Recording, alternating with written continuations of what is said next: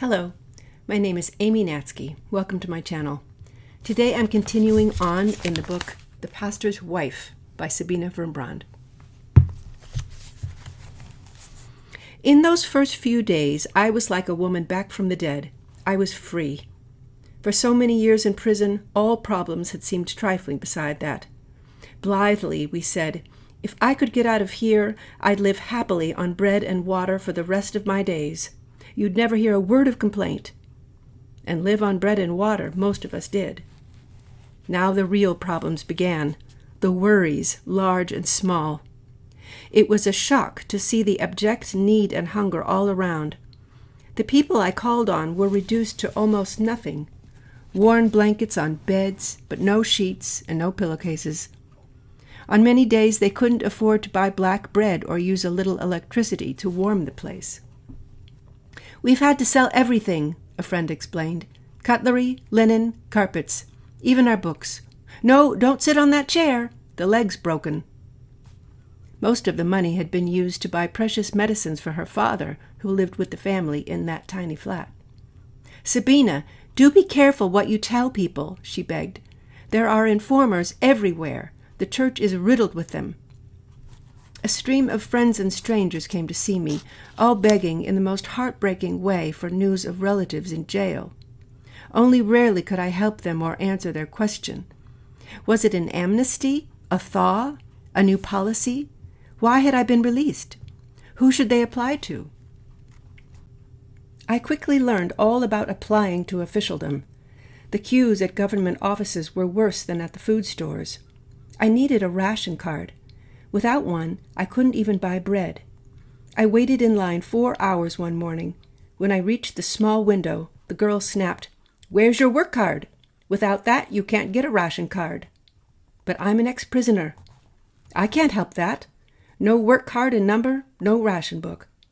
So I had to survive on the charity of others. For a time, we shared a room with a woman friend, but Mihai was a young man now. It wasn't possible for us all to live jammed together. I began a long, long search for another room.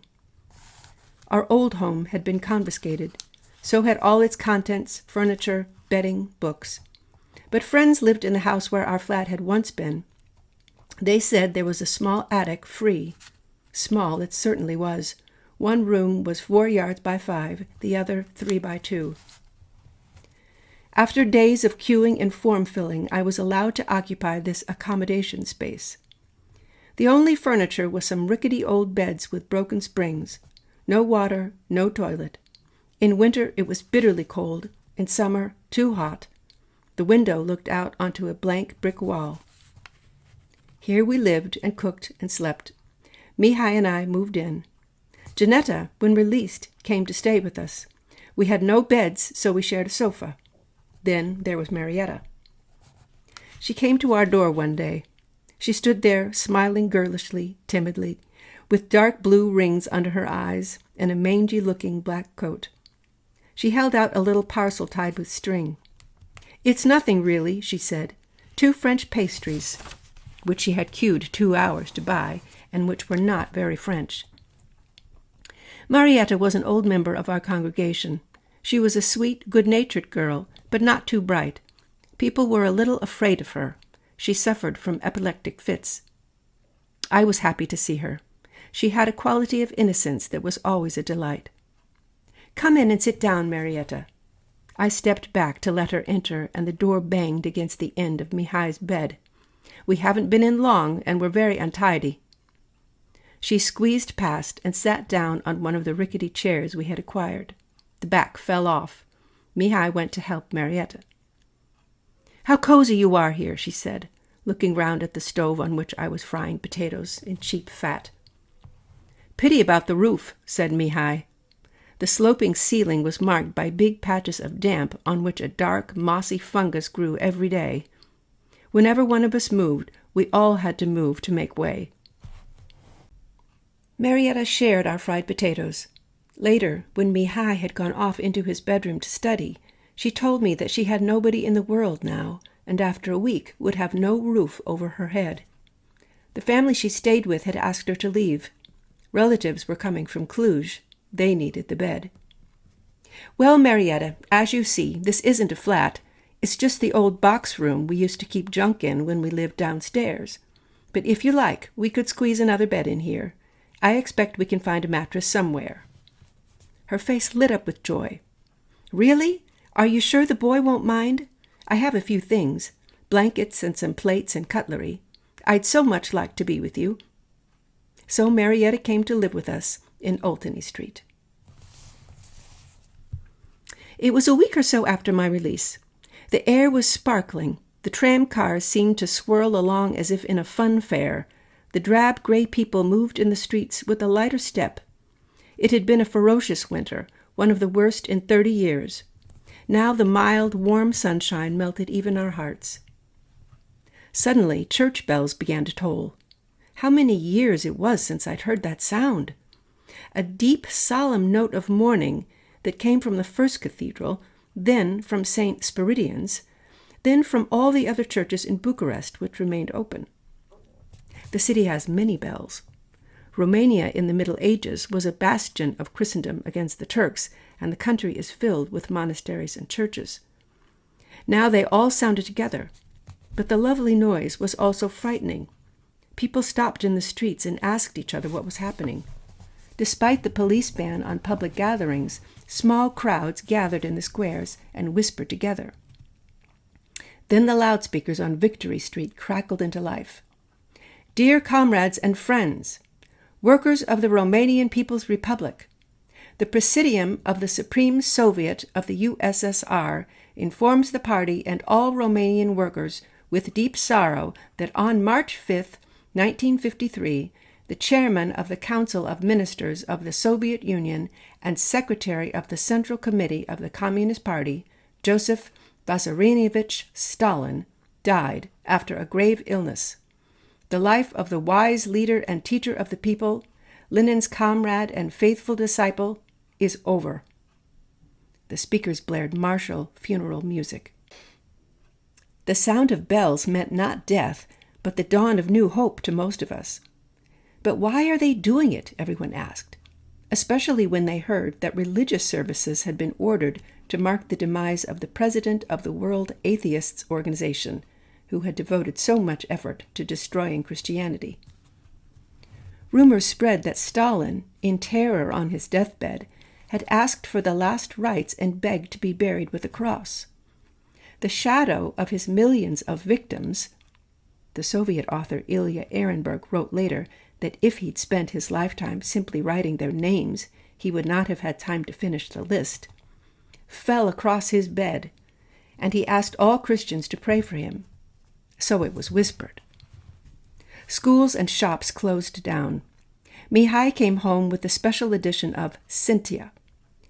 Our one and only newspaper, the party organ, contained, of course, nothing but columns of eulogy.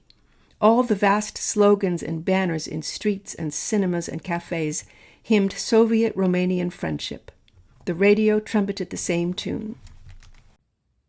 At great risk, we could listen to foreign broadcasts. From one of these stations, we heard a reading of Isaiah chapter 14, a terrible chapter which describes the death of an oppressor. He goes down into hell, where he is mocked and told, "Art thou also become weak as we? Art thou become like unto us? The worms cover thee. How art thou cut down to the ground, which didst weaken the nations?" The chapter is triumphant and vengeful. "What did you think of that?" asked Mihai as it ended. I said I didn't feel that way. In a man's last moments, as he sees death before him, great changes can happen. I recalled that Stalin's mother was a good and devout woman, how she must have prayed for him. A bishop told St. Monica, who wept over her son's sinfulness, "The son of such tears cannot be lost." And now we have the testimony of his daughter, who turned Christian in spite of all his teaching and escaped to the West. Who knows what the dying Stalin meant by that incomprehensible and awful gesture Svetlana describes, when he suddenly lifted his left hand as though pointing up to something.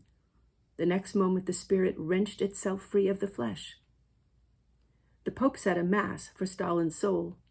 Should Jesus have loved Stalin's soul less than the Pope? Little by little, I regained my health and some of my old strength. The ribs that had been broken when I was thrown into the Danube hurt me, but the doctor said that was only because they were not yet fully healed. He advised some weeks in bed and said it was a miracle that I had survived, but there was too much waiting to be done.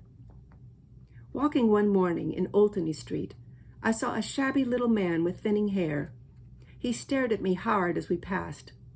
When next I put my hand into a coat pocket, I found a little folded leaflet. He had slipped it in without my noticing, then disappeared. And it shall come to pass that the Lord shall give thee rest from sorrow, and from thy fear, and from the hard bondage wherein thou wast made to serve. I read the text, and I knew that the fight continued. Perhaps it was not on show, but everywhere around me was the love of God, in passing faces that betrayed nothing, in hearts that no Stalin could touch. A new happiness flowed through me. I was a member of the underground church. You won't find its title in directories or its buildings in the cities of Eastern Europe. It has no cathedrals. Its priests are in worn working suits. They have no theological training. They know little of sectarian squabbles. The underground church has no name even behind the Iron Curtain. Only after we reached the West did I come to know that we were referred to by this title among the few people abroad who knew what we were doing.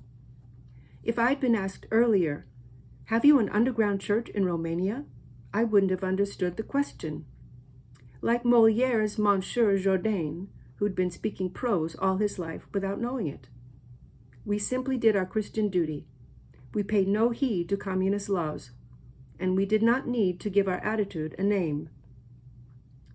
For the next 12 years, this was to be my life. At first, I'd been distressed by the plight of churchgoers.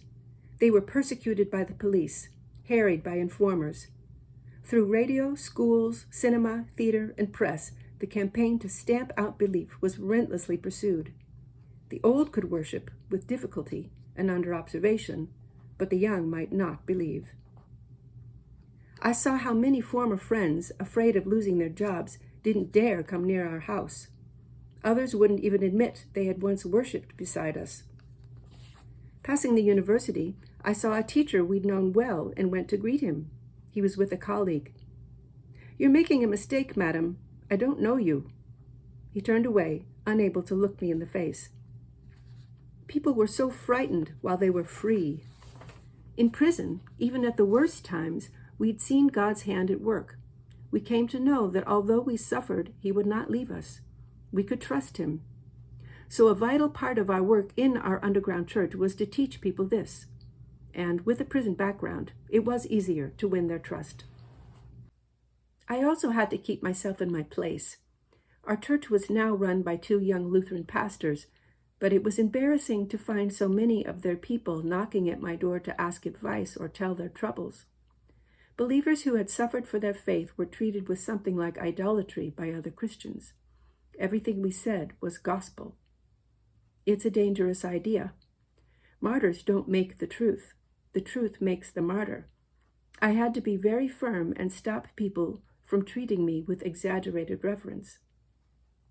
Keeping my opinions to myself wasn't easy either. The 2 young pastors did their best, but they could only teach what they had learned from Lutheran professors and from books often based on other books written many centuries ago in a world which did not look like ours. I didn't have as much respect for these ideas as I used to have. Not everything the books taught fitted the lessons I learned in prison. Communist methods of brainwashing and indoctrination were new. They needed new answers, and these were found by the underground church as time went by. "Mother, I've finished with school." Mihai came home early one day with bright eyes and set mouth. "What do you mean, finished?" "I'm not going back." "But you must go on with your studies." "Not there." I got the story from him by degrees. The communist youth movement was being built up, and the best pupils were given the privilege of wearing a red tie. The children were told to propose a candidate for the honor, and they proposed Mihai, who refused. He said, I won't wear the red tie. It's the sign of the party that keeps my father in prison." Consternation. The teacher, a Jewish girl, didn't know what to say, but she had come to play the communist. She scolded Mihai and sent him home. But the fact was that the teachers, almost all of them, hated what they had to do and the people who made them do it. Next day, Mihai's teacher smuggled him back into class and gave him a hug. From that day on, he was the most protected boy in the school. Atheistic propaganda began in the classroom, and time after time Mihai would stand up to argue with his instructors. He sometimes lost the arguments because he couldn't follow their twists and turns, but he stood up just the same. And the teachers, knowing he was the son of a political prisoner, loved him for this. Romania is not a communist country, but a country oppressed by the communists. While I was in prison, Mihai had been cared for by our old friend Alice, a Sunday school mistress. Once she had been head of a department in an important ministry, but when she refused to join the party, she was thrown out. She eked a living teaching French and coaching for examinations. After I'd been taken off, Mihai simply went to his Auntie Alice and said, "You'll be my mummy now." She was very poor and also had to look after an elderly father. All three of them lived in a single room. Since there was simply no space for other children she wanted to take in, she helped them with love and such pennies as she could spare. They would have gone hungry but for Christian brethren who sacrificed for them. Thanks to Alice, Mihai could resist all the blows which rained on him between the ages of 9 and 13, and still tell me, when I came back, "Mother, I'm on your side, and I love the Lord." But the propaganda in the schools was intense. With films and lectures, the teachers had to work hard to prove that God didn't exist, so Mihai asked me often for proofs that he did. I remembered that Richard had said that nobody asks for proof that nature exists. It is there, and we're part of it. And spiritual things are just as self-evident as material things. A genius says he has been inspired. By what? By something higher than himself, a spiritual experience, a closeness with God. In every school there was a godless corner, with pictures and books deriding the clergy.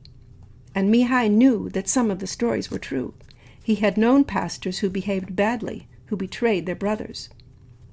I tried to show him that the church has a human as well as a divine side, and that every Christian has this dual nature. Day after day he'd come home with examples he'd been given of the church's errors or the failings of priests. I would say, "But they never tell you about the remorse a pastor feels when he does wrong. They just show you the sinful side. They hide the good. Anyone can go wrong. It's when we're sorry for it that we show what is divine in us." So I dispelled his doubts until the next onslaught. Every Christian mother had this struggle. Life was a battlefield, and every evening we made up the ground gained by the communists during the day. Richard gave me a Bible in 1938, the year of my conversion. Every other page was left blank for notes, and as often as we came together to read and study it in the early years, I wrote down thoughts, comments, and spiritual experiences so that after a time I had a whole book of precious words and memories which brought in friends, living and dead, from every part of the country. Many of my notes were in a private code, making it doubly an article of suspicion. But even after my own arrest, Mihai was able to rescue it and keep it safe. When I opened and read so many thoughts of Richard I had noted in the past, it was as if he stood in the room with me. I had the strongest sense of his presence, leaning over me, encouraging and comforting. I noted these visits down in my shorthand, and when I open my Bible now, I live these years again. It has become worn and tattered over 30 years, but it is always with me, for it is the sum total of my wealth. A courier of our mission smuggled it out. Bibles were rare in Romania, then as now, and many came to our rooms to hear readings. I could not go easily to underground church meetings elsewhere. I was watched and not allowed to leave the town. But Mihai could attend both secret and open meetings. They were held under the guise of parties. As many as 30 young people would turn up at the home of whoever had the biggest flat. They'd greet each other noisily at the door. Then the record player would be turned up. A pop tune blared out, and passers-by could see them dancing. After a time, the record player was switched off. Someone would speak about the gospel. There were prayers. Then they'd play a few more records and make party noises for the neighbors' benefit. Emil's had 3 birthdays already this year, Mihai laughed, and his sister's had 2 wedding anniversaries. Next time we're going on a picnic. And they took the record player with them into the countryside for Sunday excursions, which became a prayer meeting. Lookouts were posted at all paths approaching the spot. If anyone came near, they'd give a warning sign. All this gave great intensity to the services. Every detail was planned in advance: the place, the hour, the password. Those who went knew they might never come back. It was very unlike a service in the free world. And every preacher spoke his sermon as if it were his last. The words could mean prison and death, and there was weight in them. Most of our pastors were members of the official church. Faced with controls that made a mockery of religious freedom, they carried on a secret ministry.